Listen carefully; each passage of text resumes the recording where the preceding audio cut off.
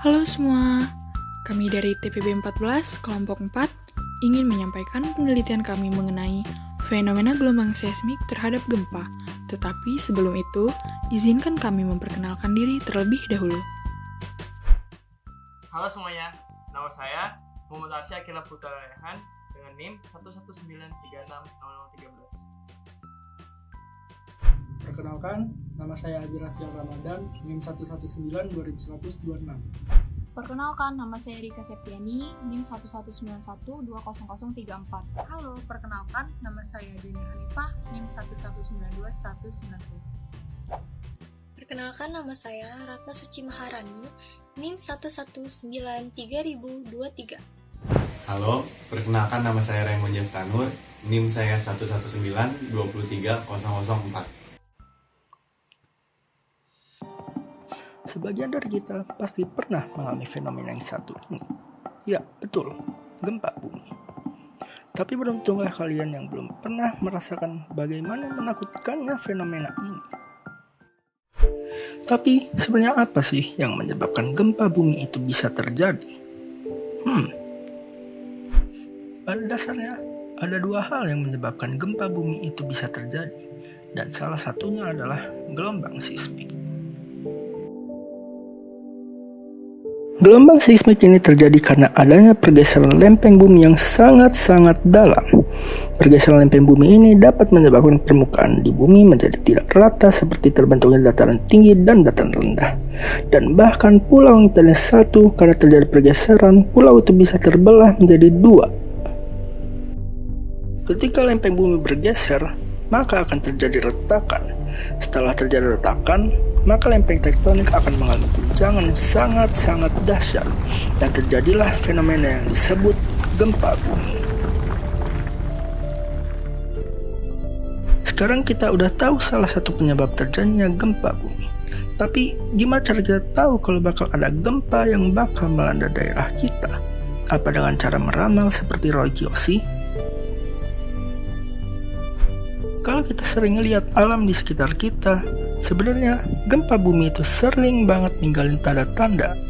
Kalau ada gempa, hewan di sekitar kita bakalan sering bertingkah aneh. Seperti kalau kita melihara kucing atau anjing, mereka bakal bertingkah aneh, kemudian kabur nggak tahu pergi kemana. Dan kalau ada awan yang bentukannya tegak lurus ke atas, bisa jadi itu pertanda kalau gempa bakal menghampiri kita. Awan ini terbentuk karena adanya gelombang elektromagnetik yang disebabkan karena pergeseran lempeng bumi. Nah, kembali ke fisika dasar yang sudah kita pelajarin tentang gelombang elektromagnetik. Untuk lebih jelasnya, akan disampaikan oleh teman-teman kita ya.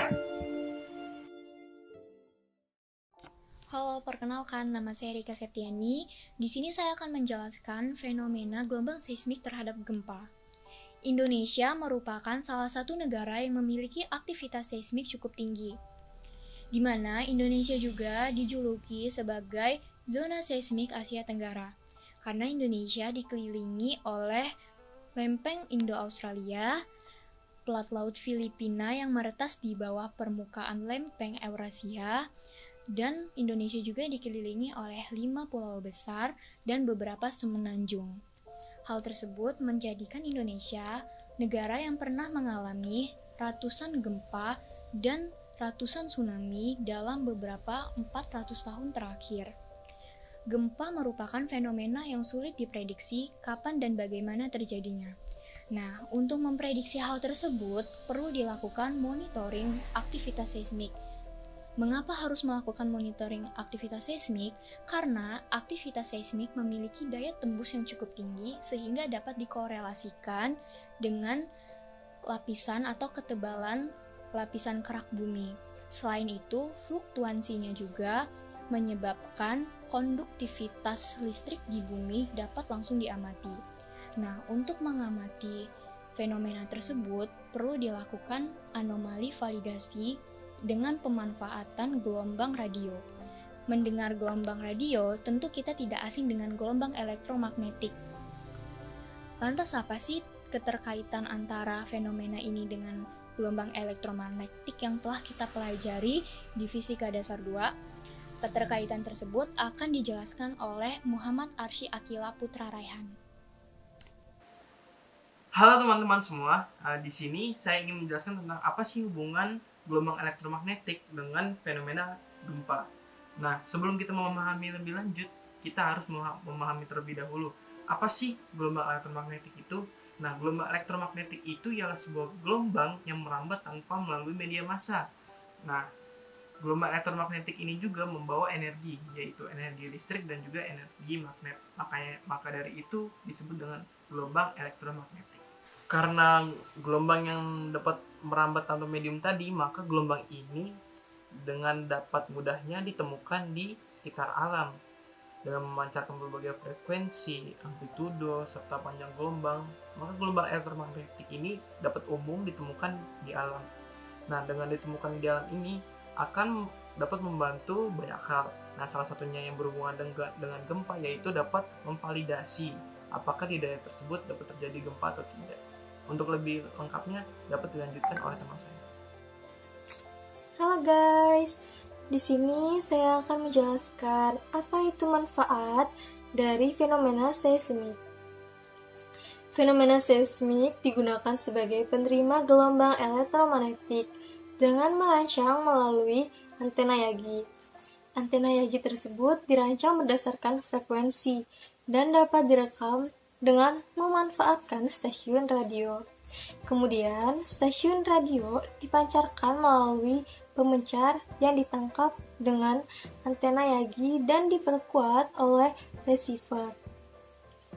Apabila terjadi gempa, maka gelombang tersebut akan mengalami perubahan, yang dimana perubahan tersebut dinamakan dengan anomali. Halo, saya Dina Hanifah. Kali ini saya akan membahas mengenai keunikan dari fenomena ini. Tunggu. Kayak ada yang kurang, guys. Oke, jadi keunikan dari fenomena ini itu, fenomena gempa bumi ini bener-bener deh. Dia nih suka datang tiba-tiba, unik banget kan? Tanpa ngomong-ngomong, tanpa permisi, punten, mau lewat. Gak kayak gitu, langsung tiba-tiba. Entah ada yang lagi tidur, tiba-tiba kayak, aduh, ini lagi diangkut Padahal malah lagi gempa bumi.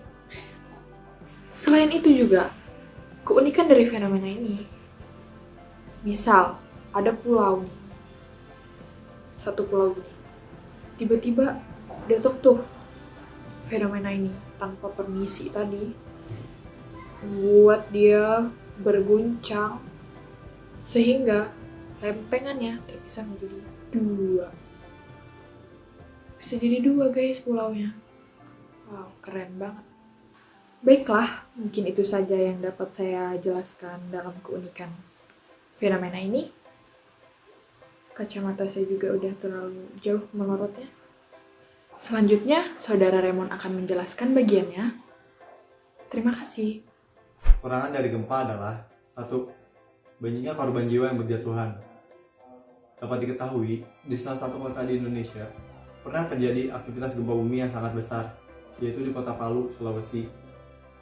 Dari informasi yang didapat, banyak sekali korban jiwa yang berjatuhan akibat aktivitas gempa tersebut. Yang kedua, jaringan transportasi terganggu. Contohnya, seperti jalanan yang rusak atau jalanan yang tertimbun oleh puing bangunan yang runtuh. Di situ masyarakat tidak bisa. Terima kasih teman-teman yang sudah menonton video kami. Sampai jumpa. Yang ketiga, fasilitas umum maupun pribadi rusak. Contohnya seperti rumah. Jika rumah rusak, para pemilik rumah bingung harus tinggal di mana dan mereka terpaksa harus mengungsi di tempat yang sudah disediakan oleh pemerintah. Di tempat pengungsian tersebut, banyak hal yang bisa terjadi. Contohnya seperti kekurangan makanan, kekurangan air bersih, dan kekurangan lainnya yang dapat merugikan diri sendiri maupun pemerintah. Nah, dari video penjelasan kami tadi, kami harap dapat membantu teman-teman untuk dapat memahami apa sih hubungan gempa dengan gelombang elektromagnetik, serta dapat meningkatkan waspada teman-teman terhadap gempa, karena gempa dapat terjadi kapan saja. Cukup sekian video penjelasan dari kami. Kurang dan lebihnya mohon maaf. Jangan lupa like, comment, and subscribe. Nah, jangan lupa juga untuk share video ini ke teman-teman kalian, supaya teman-teman kalian juga bisa dapat ilmu dari video kita. Stay safe dan di rumah aja ya. Ingat. Terima kasih teman-teman yang sudah menonton video kami. Sampai jumpa.